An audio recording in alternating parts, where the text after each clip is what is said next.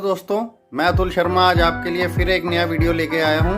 हमारे आज के वीडियो का टॉपिक है 7QC टूल्स। आज के वीडियो हम जानेंगे कि 7QC टूल्स कौन कौन से हैं, उनका इंडस्ट्री में क्या कहाँ इम्प्लीमेंटेशन होता है और उसको इम्प्लीमेंट करने से क्या क्या बेनिफिट हो सकते हैं। तो आइए दोस्तों, अपना वीडियो हम स्टार्ट करते हैं। 7 बेसिक QC टूल्स को हम यूज़ करते हैं डाटा को कलेक्ट करने के लिए, उसकी मॉनिटरिंग के लिए, और डाटा को एनालिसिस करके हम प्रॉब्लम को डिटेक्ट करते हैं और उसको सॉल्व करते हैं, जिससे कि पूरे प्लांट की और प्रोसेस की एफिशिएंसी इम्प्रूव होती है। आइए दोस्तों, अब हम देखते हैं हमारे 7QC टूल्स कौन कौन से हैं। First, check sheet, then cause and effect diagram या फिशबोन डायग्राम, इसे हम इशिकावा डायग्राम भी कहते हैं, देन पेरेटो चार्ट्स, उसके बाद control charts, then histogram, then scatter diagram and last में फ्लो चार्ट्स। दोस्तों, अब हम बात करेंगे चेक शीट की। चेक शीट एक बहुत ही सिंपल डॉक्यूमेंट है जो कि डाटा को कलेक्ट करने के लिए प्रिपेयर किया जाता है, और कलेक्टेड डाटा को हम बाद में एनालिसिस करते हैं। कई बार इसको टैली शीट भी कहा जाता है। आपकी स्क्रीन के ऊपर एक चेक शीट का एग्जाम्पल हमने दिखाया है। इसमें डेली रिजेक्शन मॉनिटरिंग हो रही है डिफेक्ट्स की। डिफेक्ट जो हैं डिफरेंट टाइप्स के हैं, इनकी डेट वाइज फ्रीक्वेंसी को हमने कैप्चर किया है। अगर आप इसमें देखेंगे रो नंबर 1 ब्लो होल, इसकी फ्रीक्वेंसी जो है वो 79 है, यानी कि जितने भी हमने 5 डिफेक्ट दिखाए हैं उनमें सबसे ज़्यादा डिफेक्ट की फ्रीक्वेंसी 79 ब्लो होल की है। इस डाटा को अगर हम कैप्चर करते हैं तो हमें ये पता लगता है कि ब्लो होल नाम का जो डिफेक्ट है वो सबसे ज़्यादा हमारे अकरेंसेस में आ रहा है। इसी के लिए हमें करेक्टिव एक्शन लेना है और उस करेक्टिव एक्शन के थ्रू हम प्रोसेस में इम्प्रूवमेंट ला सकते हैं। अब हम चेक शीट के बेनिफिट्स की बात करते हैं। चेक शीट के अंदर जो भी डाटा कलेक्ट होता है वो बहुत ही सिस्टमेटिक और ऑर्गेनाइज होता है। इसमें प्रॉब्लम की सोर्स का आइडेंटिफिकेशन होता है। ये डाटा को एनालिसिस करने में बहुत ही हेल्पफुल होता है, जिससे हम प्रॉब्लम को सॉल्व कर पाते हैं। डाटा कलेक्ट जो भी होता है वो दूसरे QC टूल्स के लिए एज ए इनपुट यूज़ हो सकता है। अब हम बात करेंगे कॉज एंड इफेक्ट डायग्राम की। कॉज एंड इफेक्ट डायग्राम के अंदर हम किसी भी प्रॉब्लम के लिए जो बहुत सारे पॉसिबल पोटेंशियल कॉजेज हो सकते हैं उनको ग्राफिकल फॉर्म में रिप्रेजेंट करते हैं। अभी आपकी स्क्रीन के ऊपर एक फिगर है जिसमें हमने ये दिखाया कि कॉज एंड इफेक्ट डायग्राम को बनाया कैसे जाता है। इसमें एक्सट्रीम राइट के ऊपर अगर आप देखेंगे, हमने प्रॉब्लम को सर्कल में दिखाया है, जिसे हम इफेक्ट भी बोलते हैं, प्रॉब्लम या इफेक्ट, और उसके लिए पॉसिबल रूट कॉजेज क्या क्या हो सकते हैं या पॉसिबल कॉजेज क्या क्या हो सकते हैं, उनको हमने कैटेगराइजेशन करने की कोशिश की गई है। कैटेगराइजेशन हम प्राइमरी कॉजेज में कर सकते हैं, सेकेंडरी कॉजेज में कर सकते हैं, और आगे सब कॉजेज में कर सकते हैं। तो इसके अंदर पोटेंशियल कॉजेज जितने भी हैं, छोटे से छोटा पोटेंशियल कॉज भी जो है उसको हम आइडेंटिफाई करते हैं और कैप्चर करते हैं। कॉज एंड इफेक्ट डायग्राम को अभी हमने देखा कि बनाते कैसे हैं। अब इसको समझते हैं विद एग्जांपल। आपकी स्क्रीन के ऊपर हमने एक एग्जांपल दिखाया है, एक पिक्चर दिखाई है आपको। उस पिक्चर के अंदर अगर आप देखेंगे, एक्सट्रीम राइट के अंदर राइज इन प्रोडक्टिविटी जो है वो बहुत बड़ा इशू है। इसके कॉजेज क्या क्या हो सकते हैं? मेन कॉजेज के अंदर हमने इसकी कैटेगराइजेशन की है 5 फैक्टर्स के अंदर: environment, man power, machine, materials and method. उसके बाद इन 5 मेन फैक्टर्स को हमने सब कैटेगराइज किया है: motivation, education, standardization, lean management, temperature, noise, hardware, software and procurement. आगे इसका हमने सब कैटेगराइजेशन भी किया है। मोटिवेशन किस वजह से कम हो सकता है? कि वेजेस हो सकता है हमारे कम हो।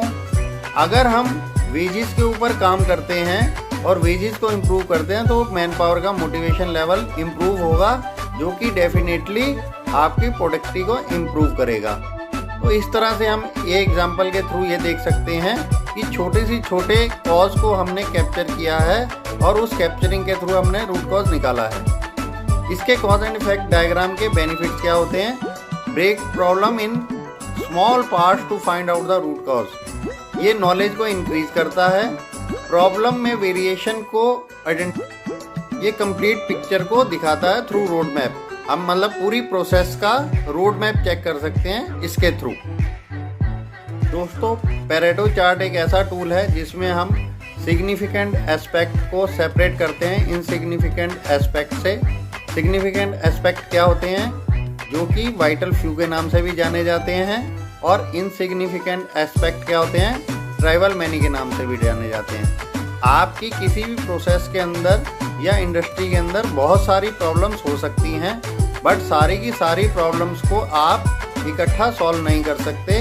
तो उसके अंदर जो आपके वाइटल फ्यू होते हैं, जो आपकी प्रोसेस के ऊपर सबसे ज़्यादा इम्पैक्ट डाल रहे हैं, या जो आपके डिफेक्ट के ऊपर सबसे ज़्यादा इम्पैक्ट डाल रहे हैं, आप उनको प्रायोरिटाइज करके उनके ऊपर एक्शन लेते हो। इस रूल को 80-20 रूल भी कहा जाता है। प्रोफेसर विल्फ्रेड पेरेटो ने इसकी इन्वेंशन की थी, इसलिए उन्हीं के नाम पे पेरेटो चार्ट का नाम डला है। इसमें क्या कहा गया है कि 80% of the problems are created by 20% causes, यानी कि आपकी अगर 80% प्रॉब्लम्स को आपने किल करना है तो सिर्फ आप 20% कॉजेज के ऊपर काम करें। आपकी स्क्रीन के ऊपर हमने पेरेटो डायग्राम का एक एग्जाम्पल दिखाया है।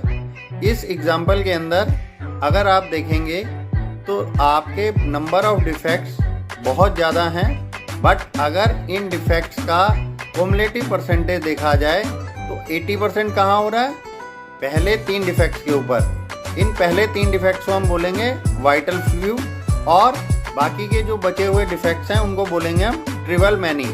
यानी कि इन पहले 3 डिफेक्ट्स के ऊपर अगर आप काम करते हैं और इनको कंट्रोल करते हैं तो आपकी प्रोसेस के अंदर बहुत ही सिग्निफिकेंट इम्प्रूवमेंट आ जाएगा।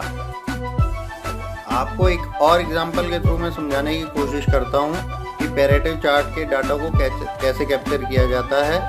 आप टेबल के अंदर देखेंगे डिफेक्ट आपके एक्सट्रीम लेफ्ट साइड के ऊपर है, देन फ्रीक्वेंसी, क्युमुलेटिव फ्रीक्वेंसी और क्युमुलेटिव परसेंटेज ऑफ फ्रीक्वेंसी। अगर आप देखेंगे टोटल नंबर ऑफ डिफेक्ट्स को अगर हम ऐड करते हैं फ्रीक्वेंसी को तो 263 आती है, और क्युमुलेटिव फ्रीक्वेंसी को निकालने के लिए हम क्या करते हैं, जैसे आपकी फ्रीक्वेंसी 85 है, 85 को नेक्स्ट क्युमुलेटिव फ्रीक्वेंसी निकालने के लिए 74 उसमें ऐड करेंगे तो 159 आएगा, और 159 में 45 ऐड करेंगे तो 204 आएगा। ऐसे ही एंड तक अगर हम देखेंगे तो क्युमुलेटिव फ्रीक्वेंसी 263 आ रही है फ्लिकरिंग तक। अब इनका क्युमुलेटिव परसेंटेज निकालेंगे। अब क्युमुलेटिव परसेंटेज निकालने के बाद अगर आप देखेंगे तो पहले 4 डिफेक्ट जिसमें क्रैक तक के डिफेक्ट जो हैं वो 85% क्युमुलेटिव परसेंटेज में आते हैं। अगर हम सिर्फ इन 4 डिफेक्ट्स के ऊपर काम करेंगे तो हम अपनी प्रॉब्लम को 85% तक किल करेंगे और प्रोसेस में इम्प्रूवमेंट लाएंगे। अब पेरेटो चार्ट के बेनिफिट्स क्या हैं कि डिसीजन मेकिंग में बहुत ही इम्प्रूवमेंट होती है, हाई इम्पैक्ट फैक्टर के ऊपर फोकस होता है आपका, और ऑर्गेनाइजेशन एफिशिएंसी को आप इम्प्रूव करते हैं। दोस्तों, कंट्रोल चार्ट के बारे में हम बात करेंगे। कंट्रोल चार्ट ट्रेंड और प्रोसेस की वेरिएशन को विद टाइम दिखाते हैं। इससे हमें ये पता लगता है कि हमारी प्रोसेस कंट्रोल में है या आउट ऑफ कंट्रोल है। इसको एक हम एग्जांपल के साथ समझते हैं। आपकी स्क्रीन के ऊपर हमने एक पिक्चर दिखाई है, जिस पिक्चर के अंदर आप देखेंगे अपर कंट्रोल लिमिट है, लोअर कंट्रोल लिमिट है, और बीच में ब्लू लाइन जो है वो प्रोसेस का एवरेज दिखा रही है। इसके अंदर हमने डाटा पॉइंट्स को प्लॉट किया गया है। डाटा पॉइंट्स को प्लॉट करके हम एक तो ट्रेंड निकाल सकते हैं। ट्रेंड निकालने के साथ साथ हमें ये भी पता लग रहा है कि ट्रेंड किस तरफ जा रहा है, लोअर कंट्रोल लिमिट की तरफ जा रहा है या अपर कंट्रोल लिमिट की तरफ जा रहा है। और जो आप ये देखेंगे पॉइंट नंबर 3, ये आउट ऑफ कंट्रोल पॉइंट है, जो कि स्पेशल कॉजेज की वजह से हो सकता है। अगर पॉइंट नंबर 4 to 8 देखेंगे आप, ये डाटा जो है लोअर स्पेसिफिकेशन लिमिट की तरफ जा रहा है, जो कि बहुत ही खतरनाक हो सकता है। At the end of day या at the end of month ये डाटा पॉइंट अगर नीचे की तरफ जा रहे हैं एक ट्रेंड के साथ, तो आपका कभी ना कभी प्रोसेस जो है वो अपर कंट्रोल लिमिट या लोअर कंट्रोल लिमिट से बाहर निकल जाएगी। तो इस तरीके से हम अपनी प्रोसेस को कंट्रोल कर सकते हैं। अब हम बात करेंगे इसके बेनिफिट्स क्या क्या हैं। बेनिफिट्स अगर हम कंट्रोल चार्ट्स के देखें तो ये कॉमन कॉजेज और स्पेशल कॉजेज के वेरिएशन को डिस्टिंग्विश करता है। इससे हम प्रोसेस कंट्रोल है या आउट ऑफ कंट्रोल है इसको प्रिडिक्ट कर सकते हैं। ये प्रोसेस में कोई भी चेंजेस अगर हो रहे हैं उसके लिए अर्ली वार्निंग देता है या अर्ली साइंस देता है। डिफरेंट टाइप के कंट्रोल चार्ट्स होते हैं जिसमें x bar chart, x bar s chart, c chart, u chart, p chart, np chart. दोस्तों अब हम बात करेंगे हिस्टोग्राम की। हिस्टोग्राम एक ग्राफिकल फॉर्म है डाटा के वेरिएशन को शो करने के लिए। इसके बेनिफिट्स क्या क्या हो सकते हैं? इसके बेनिफिट जो हैं तो सबसे पहले हमें प्रोसेस का वेरिएशन को अंडरस्टैंड करने में हेल्प करता है।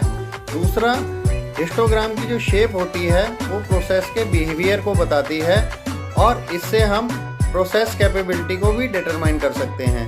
अगर आप नीचे स्क्रीन में देखेंगे तो हिस्टोग्राम की इंटरप्रिटेशन दिखा रखी है। एक्सट्रीम लेफ्ट के अंदर अगर आप फिगर देखेंगे, आपका अपर कंट्रोल स्पेसिफिकेशन लिमिट और लोअर कंट्रोल स्पेसिफिकेशन लिमिट दिखा रखी है। सबसे ऊपर वाला जो आपका हिस्टोग्राम है उसके अंदर प्रोसेस सैंपल जो है वो स्पेसिफिकेशन लिमिट के अंदर हैं, तो हम कह सकते हैं प्रोसेस जो है वो अंडर कंट्रोल है। नीचे उसके ऊपर देखें हम तो आप देखेंगे सैंपल जो है वो आउटसाइड स्पेसिफिकेशन लिमिट है। एक्सट्रीम राइट के ऊपर आपकी 3 फिगर्स हैं जिसके अंदर टारगेट वैल्यू जो है वो सेंटर लाइन आपका बिल्कुल सेंटर में है। आपका एक तरफ स्क्यूड है राइट साइड के अंदर और उसके बाद लेफ्ट साइड के अंदर स्क्यूड है। ऐसे ही हम डिफरेंट हिस्टोग्राम्स को देख के प्रोसेस के बिहेवियर को पता कर सकते हैं। इसके बारे में दोस्तों मैं एक डिटेल में वीडियो बनाऊंगा जिसमें हम हिस्टोग्राम को कैसे प्रिपेयर कर सकते हैं या अदर क्वालिटी टूल्स को कैसे प्रिपेयर कर सकते हैं और उनके लिए डाटा कैप्चरिंग कैसे हो सकती है, वो एक अलग वीडियो बनाऊंगा। इस वीडियो के अंदर अगर बनाऊंगा तो बहुत लंबा वीडियो हो जाएगा। अब हम बात करेंगे स्कैटर डायग्राम की। किन्हीं भी 2 प्रोसेस वेरिएबल्स के बीच में कोरिलेशन दिखाने के लिए स्कैटर डायग्राम को प्लॉट किया जाता है। आपकी स्क्रीन के ऊपर अगर मैं एग्जांपल दिखाऊं तो फिगर में आप देखेंगे प्राइस और एज दिखाया गया है जिसके अंदर डाटा पॉइंट्स को प्लॉट किया गया है। आप देखेंगे ये बहुत ही स्ट्रॉन्ग नेगेटिव रिलेशनशिप है इनके बीच में। जैसे जैसे कार की एज बढ़ रही है प्राइस में डाउनफॉल होता जा रहा है। तो इस फिगर को देखने के बाद हम ये कह सकते हैं कि ये बहुत ही स्ट्रॉन्ग नेगेटिव रिलेशनशिप है। नेक्स्ट फिगर में आप देखेंगे स्कैटर डायग्राम के अंदर हमने डिफरेंट टाइप का कोरिलेशन दिखाने की कोशिश की है। फर्स्ट फिगर में आप देखेंगे परफेक्ट पॉजिटिव कोरिलेशन है, सेकंड फिगर के अंदर परफेक्ट नेगेटिव कोरिलेशन, थर्ड में low degree of positive correlation, next low degree of negative correlation, high degree of positive correlation, high degree of negative correlation, no correlation, no correlation. इसके benefits क्या हैं? ये 2 variables के बीच में relationship show करता है और डाटा की रेंज को हम निकाल सकते हैं इजीली। डाटा की रेंज क्या होती है? मैक्सिमम माइनस मिनिमम, यानी कि डाटा हमारा किस रेंज के अंदर काम कर रहा है। और स्कैटर डायग्राम को देखने से बहुत ही इजीली हम किसी भी रिलेशनशिप को पता कर सकते हैं। अब दोस्तों हम आगे बात करते हैं फ्लो चार्ट्स की। फ्लो चार्ट जो है वो एक विजुअल इलस्ट्रेशन है सीक्वेंस ऑफ ऑपरेशन का किसी भी टास्क को कंप्लीट करने के लिए। अगर आप अपनी स्क्रीन के ऊपर देखेंगे, यहाँ मैंने टूल बॉक्स में डिफरेंट साइंस दिखाए हैं जो कि फ्लो चार्ट्स के अंदर टूल बॉक्स के अंदर डिफरेंट टाइप के टूल्स दिखाए गए हैं जो कि सिंबल्स यूज किए जाते हैं किसी भी फ्लो चार्ट के अंदर, जैसे स्टार्ट एंड स्टॉप के लिए, ऑपरेशन के लिए, डिसीजन के लिए, इनपुट आउटपुट के लिए, फ्लो लाइंस के लिए, transportation, transmission, measurement, delay and storage. Similarly आपकी स्क्रीन के ऊपर एक एग्जांपल दिखाया है कि अगर आप किसी डॉक्यूमेंट या आइटम को ढूंढ रहे हैं तो उसके लिए क्या फ्लो चार्ट के बेनिफिट्स क्या क्या हैं? एक तो प्रोसेस फ्लो को ईजिली अंडरस्टैंड कर सकते हैं हम फ्लो चार्ट्स की हेल्प से।